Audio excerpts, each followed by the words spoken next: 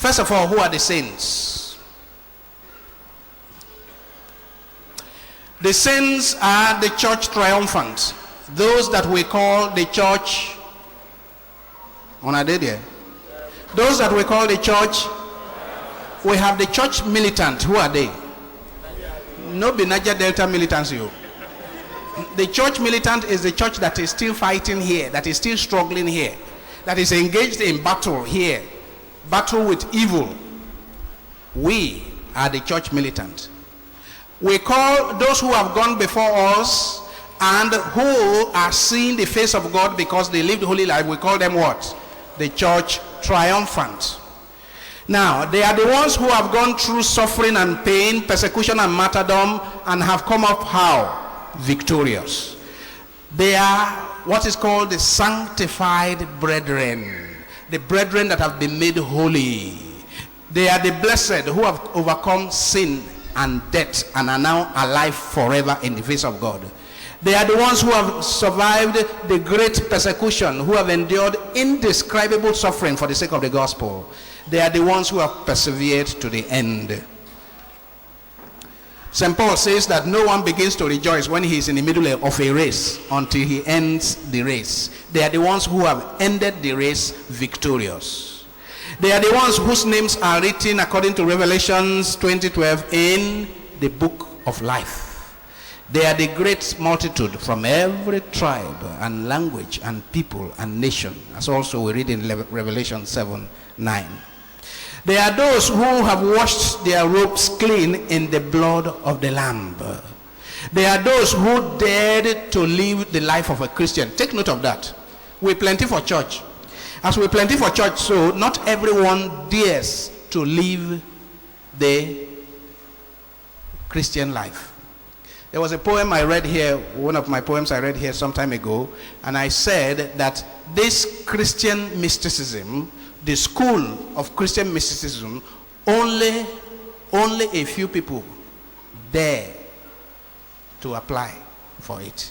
Now, those who dare to apply for it and go through that school successfully and are now with God are the ones we call saints. They are those who loved God passionately and whose lives are a witness to Christ's love. Christ came for 3 years ministry. He was just saying one thing. It is about love of God and love of neighbor. St. John, in the first, second, third letter of St. John, kept on singing one song. God is love, and he who abides in love abides in God, and God in him. The love of Christ has gathered us together. Let us rejoice and be glad in him.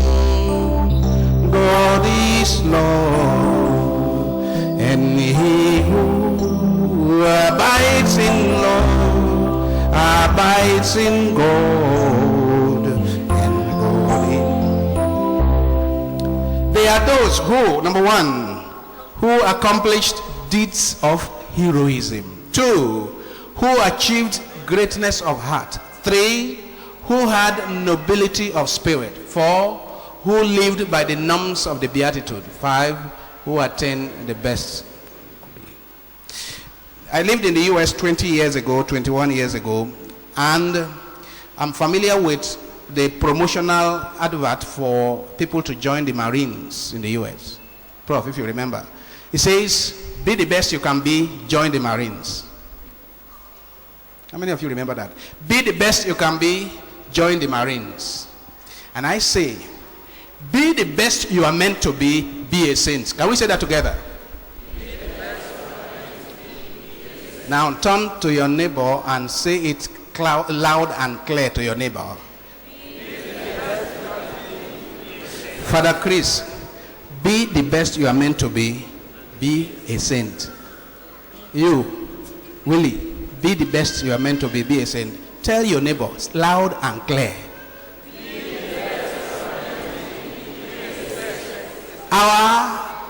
The reason why God created us, as indeed we read in Penny Catechism, we were created so that we may enjoy beatific vision with God, and we only enjoy that beatific vision if we are saints. So Even Colonel Nze, even he himself, you are meant to be, Ambassador, can you remind him? Yeah, even you yourself, you are meant to be a saint. Madam, Mrs. Rose Oku, you are meant to be a saint. Do you recognize that? Help me tell her. Be a saint. Be the best you are meant to be. Be a saint.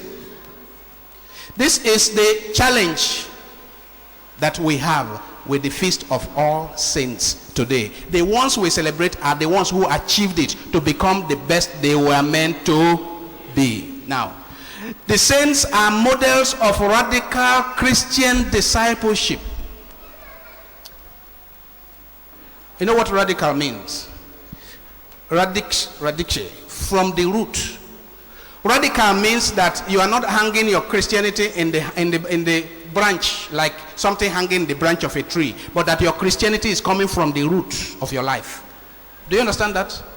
The ones who lived radical Christianity, that means Christianity is as from the root, not hanging the branch. Yes, they are ordinary people. The saints are ordinary people. Like the young man said, they are not from Jupiter. They are not from Mars. They are ordinary human beings like you and I, like Joseph and Cecilia and Nwachuku and Ogene Jode. They are normal human beings, but these normal human beings lived what? Extraordinary lives. They did ordinary things extraordinarily. Can you see the difference? What are the ordinary things? They plait hair. That's ordinary. They repair road. That's ordinary. They are civil servants. That's ordinary. They do advocacy for women's rights. That's ordinary. But they did it how? Extraordinarily. They are the best and the brightest stars that humanity has produced. They are the best and the brightest stars that humanity has produced precisely because they achieved the best they could be. They are those whose integrity, whose kindness, whose mercy, whose generosity make up for the greed and the selfishness of others. The Lord has called you and I to let our generosity, our kindness, our mercy save the rest of the world that is in darkness. They are those whose lives were dedicated to the establishment of the kingdom of peace. They are those who knew that only the cause of sadness is to live far away from God. Meaning also that the cause of true joy and happiness is to live close to God. They knew that. And if we know that, then we are on the way.